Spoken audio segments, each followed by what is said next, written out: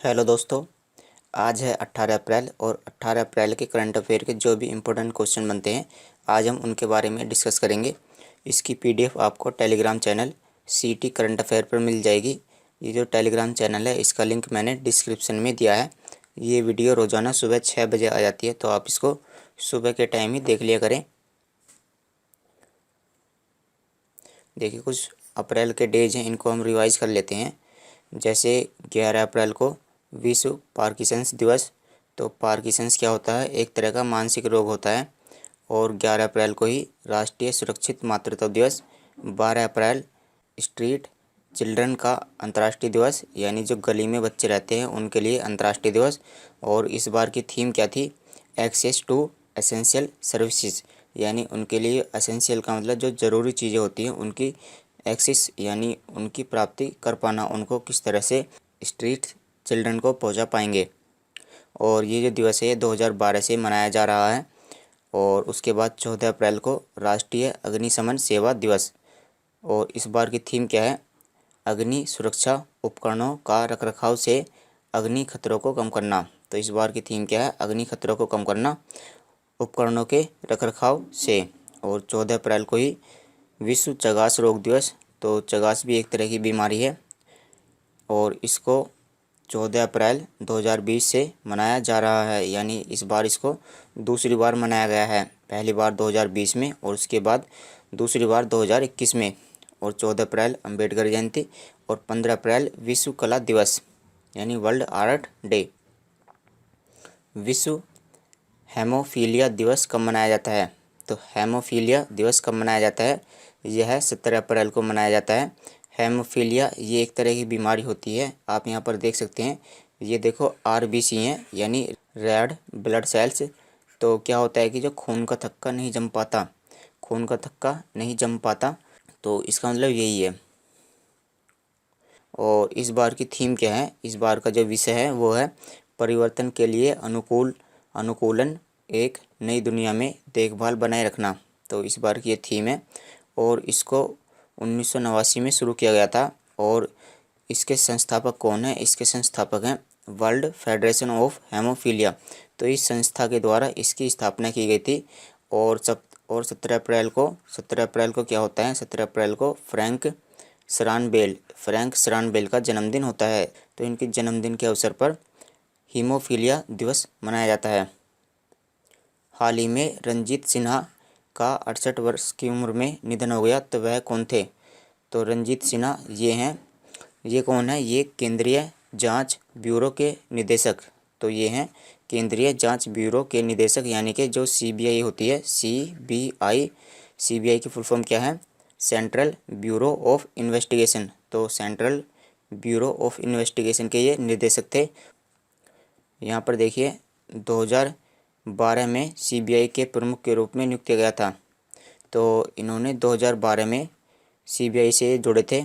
और ये रेलवे सुरक्षा बल यानी आरपीएफ रेलवे प्रोटेक्शन फोर्स, तो इन्होंने इसमें भी काम किया है। साथ ही में भारत तिब्बत सीमा पुलिस यानी ITBP Indo Tibetan border police, तो इन्होंने इसके उसमें भी काम किया है, यानी ये यहाँ पर भी काम कर चुके हैं। और अपने कार्यकाल में सुप्रीम कोर्ट ने सीबीआई यानी सेंट्रल ब्यूरो ऑफ इन्वेस्टिगेशन को पिंजरे में कैद तोता कहा था। तो जब इनका कार्यकाल था रंजीत सिन्हा का, तो जो सुप्रीम कोर्ट है, सुप्रीम कोर्ट ने सीबीआई को क्या कहा था? पिंजरे में कैद तोता। तो इसमें आपको क्या फैक्टर याद रखना है कि रंजीत सिन्हा कौन है? रंजीत सिन्हा है सीबीआई के निदेशक। और इसके बाद इसमें यह वाला क्वेश्चन थोड़ा सा इम्पोर्टेंट बन जाता है, बस इसके बाद इसमें कोई इम्पोर्टेंट नहीं है। तो सीबीआई के बारे में जान लेते हैं। सेंट्रल ब्यूरो ऑफ इन्वेस्टिगेशन, या इसी को हम बोलते हैं केंद्रीय अन्वेषण ब्यूरो या केंद्रीय जांच ब्यूरो।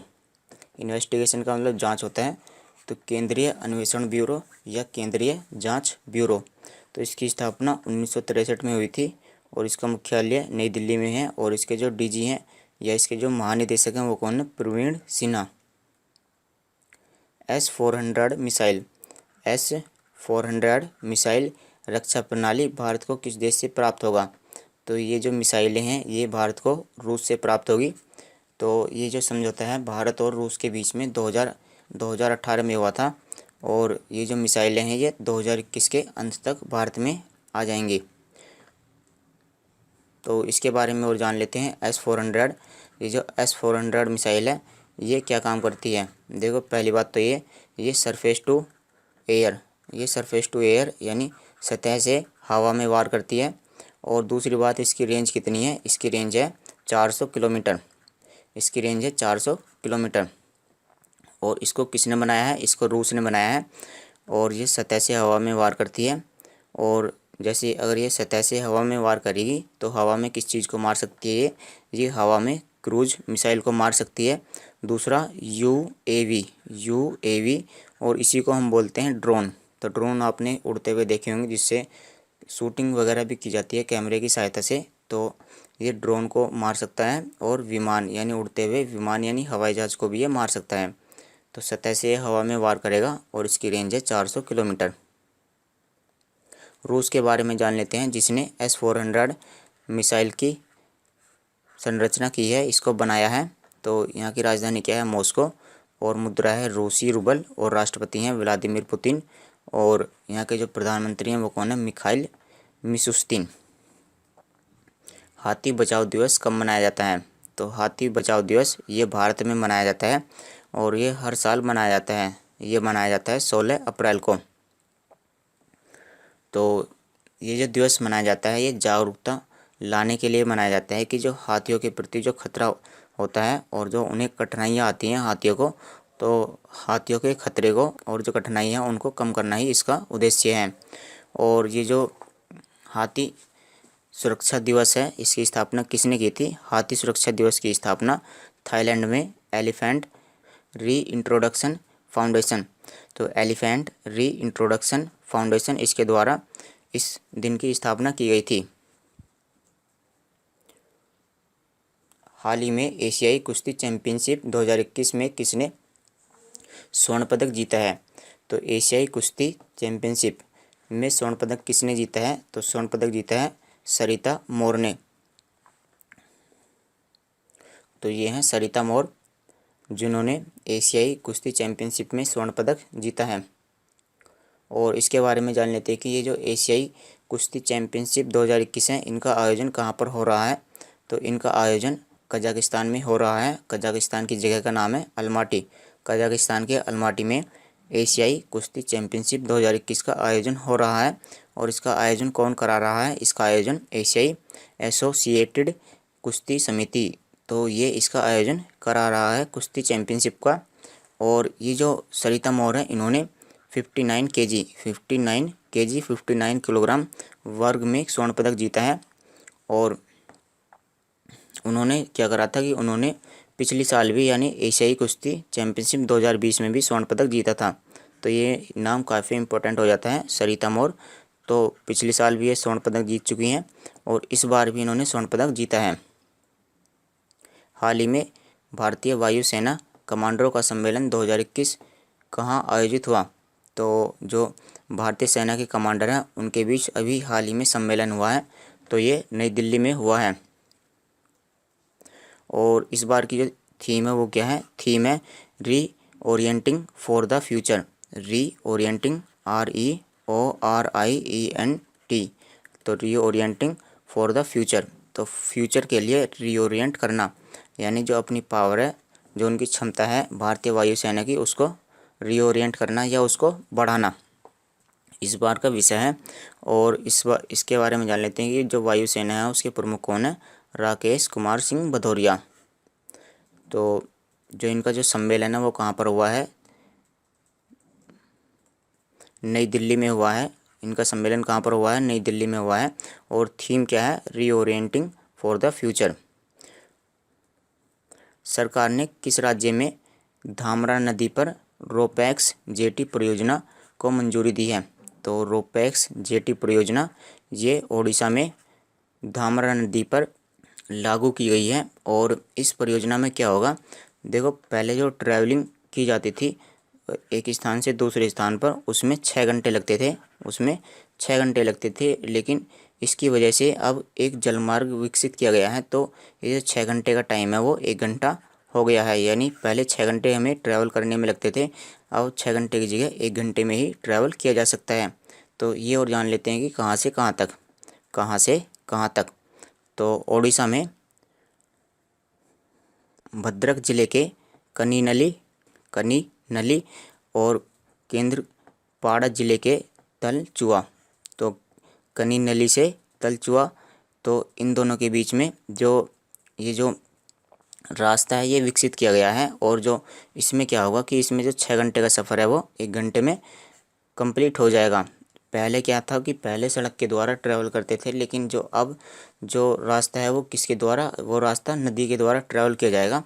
और जो नदी है उसका नाम क्या है, धामरा नदी, और ये कहाँ पर है, ओडिशा में स्थित है। इकोनॉमिस्ट इंटेलिजेंस यूनिट ने किस संगठन के साथ साझेदारी में समावेशी इंटरनेट सूचकांक जारी किया है? तो हाल ही में समावेशी इंटरनेट सूचकांक जारी किया गया है। तो ये किसने जारी किया है? तो समावेशी इंटरनेट सूचकांक जो है ये फेसबुक ने इकोनॉमिस्ट इंटेलिजेंस यूनिट के साथ मिलकर के, यानी इन दोनों ने, फेसबुक ने और इकोनॉमिस्ट इंटेलिजेंस यूनिट ने, इन दोनों ने मिलकर के समावेशी इंटरनेट सूचकांक जारी किया है। और इसमें भारत की रैंक क्या आई है? इसमें भारत की रैंक आई है 49। तो ये जो सूचकांक है ये किस आधार पर दिया गया है? ये सूचकांक दिया गया है कि इंटरनेट की स्पीड कितनी आती है और इंटरनेट का क्षेत्र कितना है, और इस तरीके से इसमें बहुत सारे फैक्टर हैं जिनके आधार पर ये जो सूचकांक है ये दिया गया है। तो समावेशी इंटरनेट सूचकांक के आधार पर जो महामारी के साथ में जो इंटरनेट का उपयोग है वो बढ़ गया है। तो यानी कोरोना काल में जो इंटरनेट का उपयोग है वो बढ़ गया है। और भारत का स्थान दुनिया में कितना है? 49 है। तो फेसबुक की स्थापना 2004 में हुई थी। इसका मुख्यालय मेनलो पार्क, कैलिफोर्निया, यूएसए में है। और इसके जो सीईओ और फाउंडर कौन है? Mark Zuckerberg. पीएनबी घोटाले यानी पंजाब नेशनल बैंक घोटाले के कारोबारी नीरव मोदी पर भारत प्रत्यर्पण को हाल ही में किस देश के गृह मंत्रालय ने मंजूरी दी है? देखो ये है नीरव मोदी, और जो पीएनबी बैंक से लोन लेकर के विदेश भाग गए थे, ये पीएनबी बैंक से लोन लेकर के ये ब्रिटेन भाग गए थे। हाल ही में ब्रिटेन के गृह मंत्रालय ने मंजूरी दी है कि आप ये जो नीरव मोदी हैं इनको आप इंडिया ले जा सकते हो और वहाँ पर इनको सज़ा दे सकते हो। तो नीरव मोदी, इन्होंने पीएनबी का घोटाला किया था और ब्रिटेन की सरकार ने इनको वापस भेज देने की मंजूरी दे दी है। तो जो नीरव मोदी हैं इन्होंने पंजाब नेशनल बैंक से 14,000 करोड़ रुपए का लोन ले रखा है और उसी का इन पर आरोप है, और इसी लोन की वजह से ये इंग्लैंड भी भाग गए थे। निम्न में से किस देश के पुरातत्वविदों ने हाल ही में रेत में दफन 3400 साल पुराना सोने का शहर मिला है? तो 3400 साल पुराना सोने का महल किस देश को मिला है? तो ये मिला है मिस्र में। तो मिस्र में खुदाई के दौरान 3400 साल पुराना सोने का शहर मिला है। तो ये उस शहर की कुछ फुटेज हैं। तो ये कुछ इस तरह से देखने को मिलता है, और यहाँ पर इस तरह की कुछ पेंटिंग्स भी हैं। और ये कहाँ पर पाया गया है? ये नील नदी के तट पर पाया गया है। जैसे भारत में जो हड़प्पा सभ्यता है, जैसे भारत में जो सिंधु घाटी सभ्यता है वो किस नदी पर है? वो सिंधु नदी पर है। और इसी तरह से ये जो शहर है ये लग्जर राज्य में नील नदी के तट पर ये पाया गया है। यहाँ पर नदी का नाम क्या है? नील नदी, और इसको सोने का शहर नाम दिया गया है। महिलाओं के खून के थक्के जमने की वजह से किस देश ने जॉनसन एंड जॉनसन वैक्सीन पर अस्थायी रोक लगा दी है? तो जॉनसन एंड जॉनसन वैक्सीन पर हाल ही में अमेरिका ने रोक लगा दी गई है। देखो इससे क्या हुआ कि जैसे वैक्सीन लगाई तो कुछ समय के बाद खून का थक्का जमने लगा। तो ये जो ब्लड क्लॉटिंग है ये बहुत ही ज़्यादा खतरनाक है, क्योंकि यदि आपके माइंड में जो ब्लड होता है अगर वो जमने लगे तो आपकी मृत्यु हो सकती है। तो खून का थक्का क्या हुआ? इससे जमने लगा। तो इसकी वजह से क्या हुआ कि अमेरिका ने जॉनसन एंड जॉनसन वैक्सीन पर स्थायी रूप से रोक लगा दी। तो अमेरिका के बारे में जान लेते हैं। इसकी राजधानी क्या है? Washington DC. यहाँ की मुद्रा है अमेरिकी डॉलर, और यहाँ के राष्ट्रपति हैं जो बिडेन। विश्व आवाज़ दिवस 2021 का विषय क्या है? तो विश्व आवाज़ दिवस 2021 हाल ही में यह 16 अप्रैल को मनाया गया है। और इस बार की थीम क्या है? इस बार की थीम है एक दुनिया कई आवाज़ें। एक दुनिया कई आवाज़ें, वन वर्ल्ड मैनी वॉइसेस, यानी वन वर्ल्ड यानी एक तो दुनिया है और मैनी वॉइसेस यानी कई आवाज़ें। तो इस बार की थीम है एक दुनिया कई आवाज़ें। और विश्व आवाज़ दिवस 16 अप्रैल को मनाया गया है। और ये किस लिए मनाया जाता है? ये मनाया जाता है हमारी आवाज़ के महत्व को पहचानने के लिए। जो हमारी आवाज़ होती है हम उसके महत्व को पहचानें, ये इसलिए मनाया जाता है। तो दोस्तों, वीडियो देखने के लिए बहुत बहुत धन्यवाद। इसकी PDF आपको Telegram channel CT current affair पर मिल जाएगी और जिसका लिंक मैंने डिस्क्रिप्शन में भी दिया है। तो चलिए कल मिलते हैं आपसे। वीडियो देखने के लिए बहुत बहुत धन्यवाद।